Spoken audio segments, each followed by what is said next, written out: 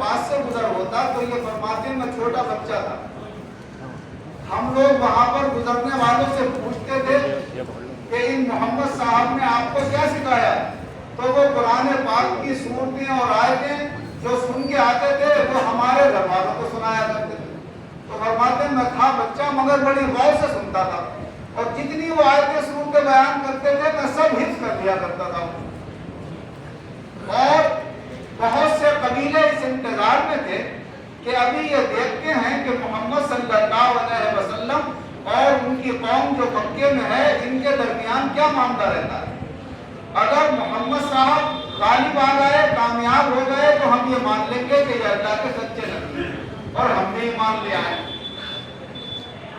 फरमाते हैं जब फतेह मक्का हो गई तो फिर चौक दर चौक जल्दी जल्दी लोग जाने लगे और हुजूर सल्लल्लाहु अलैहि वसल्लम के दस्ते हमपरत पर बैत करके इस्लाम में दाखिल होने लगे। फरमाते मेरे कबीले से मेरे वालिद भी सबसे पहले गए और उनके साथ कुछ लोग गए। जब वो हुजूर सल्लल्लाहु अलैहि वसल्लम की खिदमत में कुछ दिन रहकर वहां से वापस आए तो उन्होंने अपने तमाम कबीले के लोगों को जमा किया और फरमाया कि हम मोहम्मद सल्लल्लाहु अलैहि वसल्लम पर ईमान ले आए हैं, उनका ये कलमा है, तुम सब भी इस्लाम में दाखिल हो जाओ। तो सारे कबीले के लोग भी इस्लाम में दाखिल हो गए। हुजूर सल्लल्लाहु अलैहि वसल्लम ने ये फरमाया है कि तुम्हारे ऊपर दिन रात में 5 वक्त की नमाजें पढ़ रहे हैं, जिसके लिए पहले अजान दी जाएगी और जो ज्यादा जिसको कुरान याद होगा वो इमाम बनाया जाएगा। फरमाते जब हमारे कबीले में तलाश हुई कि किसको ज्यादा कुरान याद है, तो फरमाते अमर बिन सलेमा रज़ियल्लाहु अन्हु मुझे सबसे ज्यादा कुरान याद था क्योंकि मैं लोगों से सुन सुन के याद कर लिया करता था। तो लोगों ने कहा इनको इमाम बना दिया जाए। फरमाते मेरी उम्र उस वक्त या तो 6 साल की थी या 7 साल की, तो 6-7 साल का बच्चा क्या होता है। उस वक्त ही ये तफसीलात नहीं आई थी कि कितनी उम्र का बच्चा इमाम बन सकता है। इस लिहाज से फरमाते मुझे आगे बढ़ा दिया गया और इमाम बना दिया गया और मैं लोगों को नमाज पढ़ाने लगा।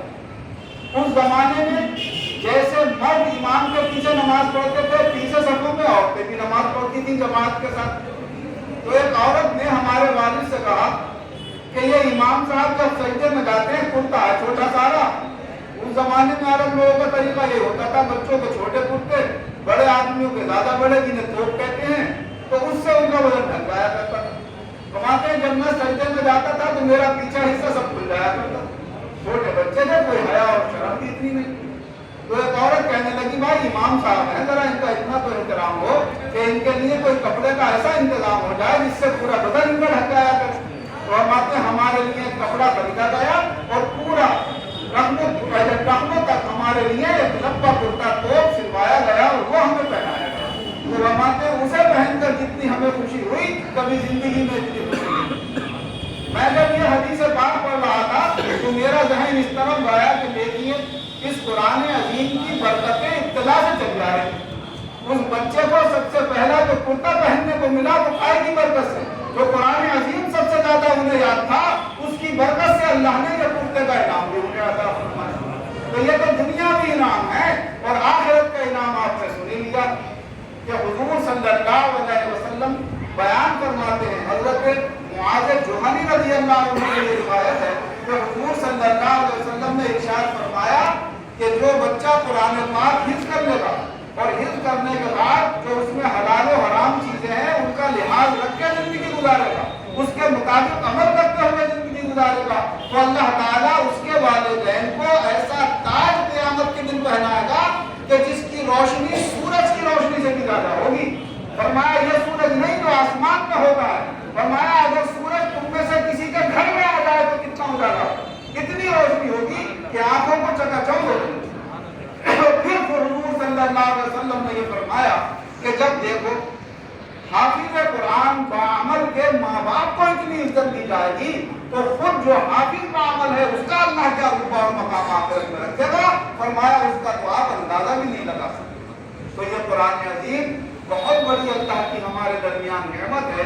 अल्लाह हमें नेक नियति से अपनी रजा के लिए कुरान पाक सीखने और सिखाने की तौफीक अता फरमाए और हद वसा जिससे जैसा पढ़ना आता हो उसको पढ़े और बेहतर तरीके से उसको सीखते रहने की वो कोशिश करता रहे।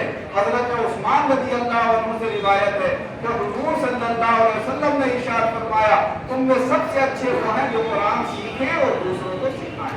اللہ تعالی ہم سب کو ان لوگوں میں داخل رکھے جو اللہ کے دنیا میں بھی بندے اچھے اور باعزت اور ایمان والے ہوں، اور آخرت میں بھی جو سب سے زیادہ عزت و سربلندی والے ہوں، اللہ ان کے ساتھ ہمارا آخرت میں حشر فرمائے۔ آمین۔